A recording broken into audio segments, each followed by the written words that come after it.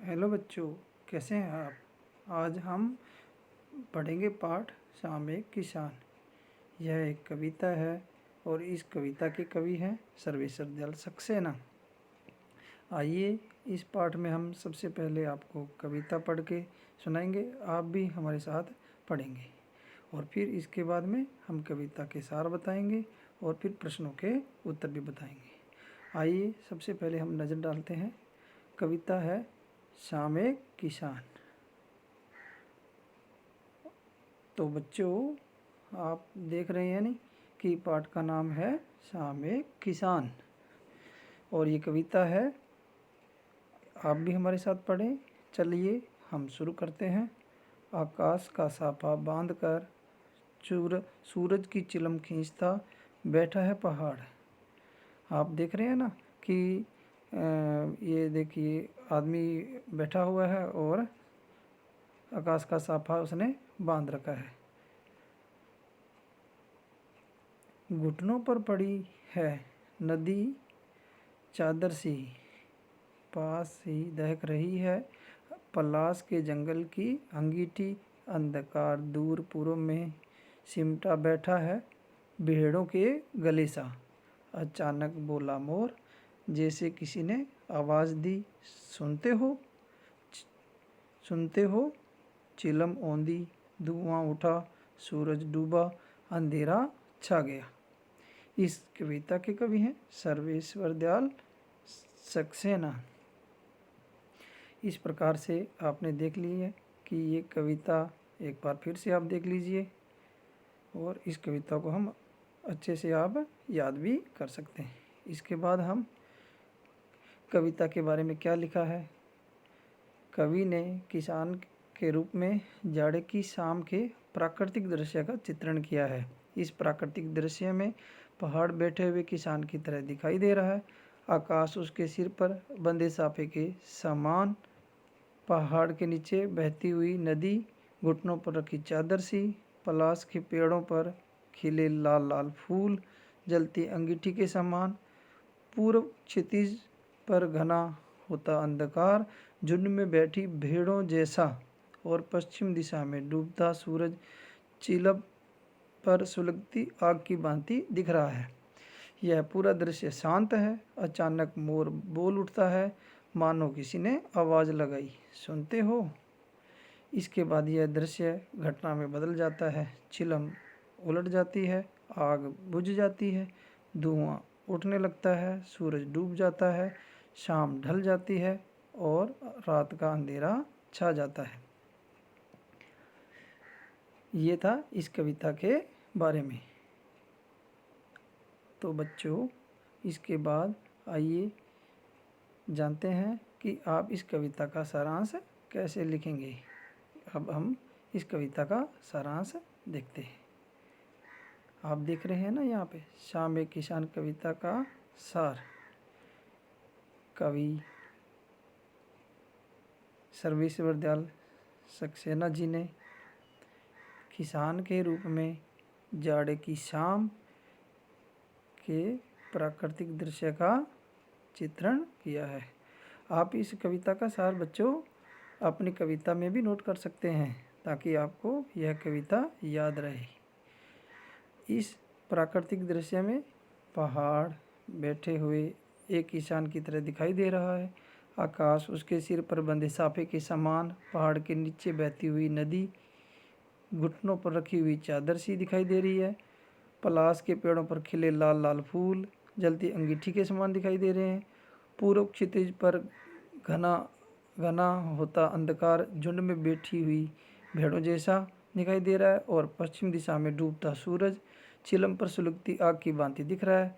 यह पूरा दृश्य शांत है। अचानक मोर बोल उठता है, मानो किसी ने आवाज़ लगाई, सुनते हो। इसके बाद यह दृश्य जो है वो घटना में बदल जाता है। चिलम उलट जाती है, आग बुझ जाती है, धुआं उठने लगता है, सूरज डूब जाता है, शाम ढल जाती है और रात अंधेरा छा जाता है। इस प्रकार से हम इस पाठ का सारांश देखा। आप इसको नोटबुक पर भी लिख सकते हैं। अब हम ये इस कविता का भावार्थ भी देखते हैं ताकि सरलार्थ के बाद हम कविता का भावार्थ भी आपको याद रह सके। तो आप इस कविता का भावार्थ भी कविता में समझ सकते हैं। एक बार फिर से हम इसको पढ़ते हैं और फिर इसके भावार्थ को भी समझेंगे। आकाश का साफा बांध कर सूरज चिलम खींचता बैठा है पहाड़, घुटनों पर पड़ी है नदी चादर सी, पास ही दहक रही है पलाश के जंगल की अंगीठी, अंधकार दूर पूर्व में सिमटा बैठा है भेड़ों के गले सा। तो आप अब इन लाइनों का भावार्थ देख रहे हैं। हम अब इसकी व्याख्या कर रहे हैं। इसके अंदर प्रस्तुत पंक्तियों में कवि ने विभिन्न रूपकों का परिचय देते हुए प्राकृतिक उपादानों का वर्णन किया है। कवि को पहाड़ किसी किसान की तरह लग रहा है जो कि आकाश का साफा बांध करके बैठा है। वह सूरज को चिलम की तरह पी रहा है। पर्वत रूपी चादर किसान के घुटनों के पास नदी चादर सी बह रही है। पास के पलाश के जंगलों को अंगीठी जल रही है। अंधकार पूर्व दिशा में छा रहा है। वे सब इकट्ठा हो रहे हैं मानो एक भेड़ों का समूह हो। यानी कि ऐसा लग रहा है कि सारे के सारे एक जगह इकट्ठे हो गए हैं। इस प्रकार हम व्याख्या सहित इस कविता का भावार्थ भी लिख सकते हैं। अचानक बोला मोर, जैसे किसी ने आवाज़ दी, सुनते हो चिलम औंधी धुआं उठा, सूरज डूबा अंधेरा छा गया। अब हम इन पंक्तियों की व्याख्या करेंगे।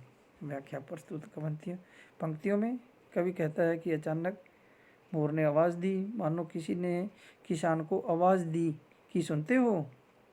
किसान के हाथ में चिलम गिर जाती है, धुआं उठा है, सूरज डूब जाता है और आकाश में अंधेरा छा जाता है।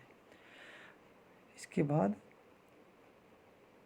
अब देखेंगे हम पाठ से संबंधित प्रश्नों के उत्तर। अब शाम एक किसान, इस कविता के सरलार्थ भी हमने देखा, भावार्थ भी हमने देखा। अब हम इस पाठ के प्रश्नों के उत्तर भी देखेंगे। कविता के अंदर कौन कौन से प्रश्न आए हैं उनके ऊपर हम थोड़ी नज़र डाल लेते हैं। इस कविता में शाम के दृश्य को किसान के रूप में दिखाया गया है। यह एक रूपक है। इसमें शाम के दृश्य को किसान के रूप में दिखा दिया। अब इसे बनाने के लिए 5 एक रूपताओं की जोड़ी बनाई गई है, उन्हें उपमा कहते हैं। पहली एक रूपता आकाश और साफे में दिखाई हुई। कविता में आकाश का साफा वाक्यांश आता है। इसी तरह तीसरी एक रूपता नदी और चादर में दिखाई गई है, मानो नदी चादर सी हो। अब आप दूसरी, चौथी और पांचवी एक रूपताओं को खोज करके लिखनी है। देखते हैं कविता में एक रूपता बनाने वाली उपमाएं। देखिए, सूरज और चिलम के बीच में एक रूपता की गई है।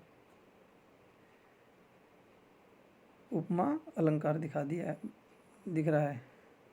पहाड़ की तुलना किसान से की गई है। और तीसरा आकाश और साफा। अंधकार, चौथा होगा अंधकार को भेड़ों के गले सा बताया गया है। और पांचवा है पलाश का जंगल। उपमा जो है वो अंगीठी से की गई है। इस प्रकार से 5 उपमाएं हमने इस को जोड़े के रूप में बना करके देख रहे हैं। दूसरा प्रश्न जो है, शाम का दृश्य अपने घर की छत या खिड़की से देखकर बताइए। शाम कब से शुरू हुई? नंबर 2 है, तब से लेकर सूरज डूबने में कितना समय लगा? तीसरा है, इस बीच आसमान में क्या क्या परिवर्तन आए? तो पहले प्रश्न का उत्तर है शाम 6 बजे से शुरू हुई। और दूसरा प्रश्न है 1 घंटे का समय लगा। तीसरा वाला जो है, इस बीच आसमान लाल हो गया, धीरे धीरे आसमान का रंग पीला हो गया, फिर सूरज डूब गया और अंधेरा हो गया। अगला प्रश्न जो है 3 नंबर प्रश्न, मोर के बोलने पर कवि को लगा जैसे किसी ने कहा हो, सुनते हो। नीचे दिए गए पक्षियों की बोली सुनकर उन्हें भी 1 या 2 शब्दों में बांधिए। तो कबूतर के कौवा कैसे बोलता है, मैना कैसे बोलती है, तोता, चील, हंस कैसे कैसे बोलते हैं वो हम लिखते हैं।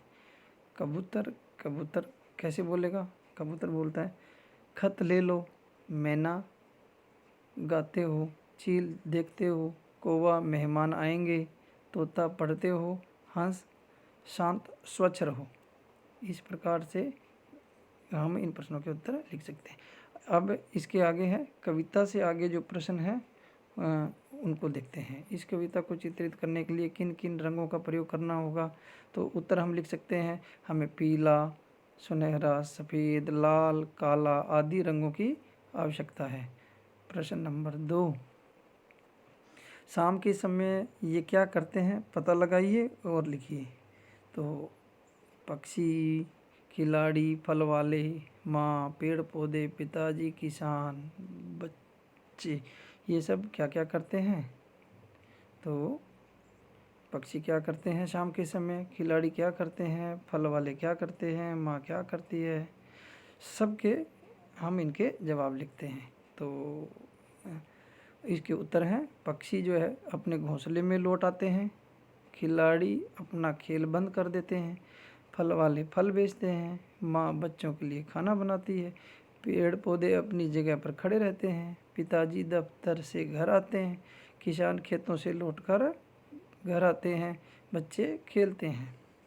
इस प्रकार से हम इन प्रश्नों के सभी के उत्तर लिख लेंगे। अगला प्रश्न है, हिंदी के एक प्रसिद्ध कवि सुमित्रानंद पंत ने संध्या का वर्णन इस प्रकार किया है।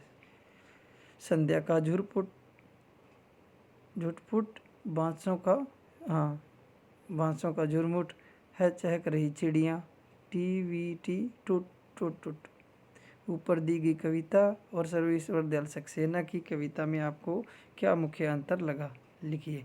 अब जो हमने कविता पढ़ी है और जो ये सुमित्रानंदन पंत जी द्वारा लिखी कविता है, इन दोनों के मध्य जो अंतर है उसको हम लिखना है।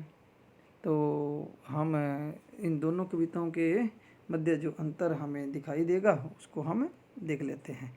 तो उत्तर हमारा होगा, सर्वेश्वर दयाल सक्सेना जी द्वारा रचित कविता में संध्याकालीन दृश्य को किसान के माध्यम से प्रस्तुत किया गया है, तथा सुमित्रानंदन पंत जी ने अपनी कविता में संध्याकालीन दृश्य में पक्षियों के आवाज़ को प्रधानता दी है।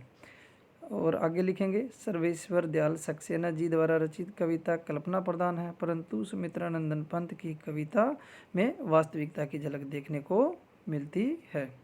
इस प्रकार से अब हम इन प्रश्नों के उत्तर दे करके सबसे भाषा की बात को देखते हैं। नीचे लिखी पंक्तियों में रेखांकित शब्दों को ध्यान से देखिए। पहला यहाँ पर है, घुटनों पर पड़ी है नदी चादर सी। तो रेखांकित शब्द क्या है? चादर सी। दूसरा जो है, सिमटा बैठा है भेड़ों के गले सा। तो यहाँ पे रेखांकित पद है गले सा। तीसरा है, पानी का पर्दा सा मेरे आसपास था हिल रहा। तो इसमें रेखांकित पद पर्दा सा अंडरलाइन कर रखा है, तो ये रेखांकित है। चौथा है, मंडराता रहता था एक मरियल सा कुत्ता आसपास। तो इसमें रेखांकित पद है मरियल सा, तो इसके नीचे अंडरलाइन की हुई, तो ये रेखांकित पद है। आगे है, दिल है छोटा सा छोटी सी आशा। तो यहाँ पे अंडरलाइन कर रखी है रेखांकित पद छोटा सा। अगला है, घास पर फुदकती नन्ही सी चिड़िया। तो यहाँ पर है नन्ही सी। इन पंक्तियों में सा और सी का प्रयोग व्याकरण की दृष्टि से कैसे शब्दों के साथ हो रहा है? आप देख रहे हैं कि ये जो चादर सी, गले सा, पर्दा सा, मरियल सा, सी आदि शब्दों का प्रयोग किया गया है। तो ये छोटा सा, नन्ही सी। तो इस प्रश्न में भी क्या पूछा है कि व्याकरण की दृष्टि से इनको हल ढूंढना है। तो इसका उत्तर हम देखते हैं। यहाँ सा सी का प्रयोग उन शब्दों के साथ किया जा रहा है जिनकी उपमा दी जा रही है। जैसे चादर की तुलना नदी से की जा रही है, यह तुलना और समानता बताने के लिए किया गया है। प्रश्न नंबर 2, निम्नलिखित शब्दों का प्रयोग आप किन संदर्भों में करेंगे? तो प्रत्येक शब्द के लिए दो दो संदर्भ यानी कि वाक्य रचिए बनाने हैं। तो आंधी से, दहक से, सिमटा। तो है आंधी। आंधी से हम, इस समय मेरे मन में प्रश्नों की आंधी चल रही है। कल आंधी के आने के बाद सब कुछ बिखर गया। तो दो बता दिए हमने अलग अलग। अब दहक से चूल्हे में आग दहक रही है, और दूसरा मेरे मन में क्रोध की अग्नि दहक रही है। तो तीसरा है सिमटा, वह डर के मारे एक कोने में सिमटा बैठा है, और मैं अपने काम धंधे के क्षेत्र को धीरे धीरे कर रहा हूँ। इस प्रकार से हम इन प्रश्नों के उत्तर लिखेंगे। अब इस प्रकार इन प्रश्नों के उत्तर जो है समाप्त हो गए हैं। अब हमें अच्छे से इन प्रश्नों के उत्तर याद भी करने हैं। नमस्कार। आपने देखा यहाँ पर पाठ का नाम था शाम एक किसान। सर इसका हमने आपको सारांश भी बताया। तो अब हम इन प्रश्नों के उत्तर भी करने हैं।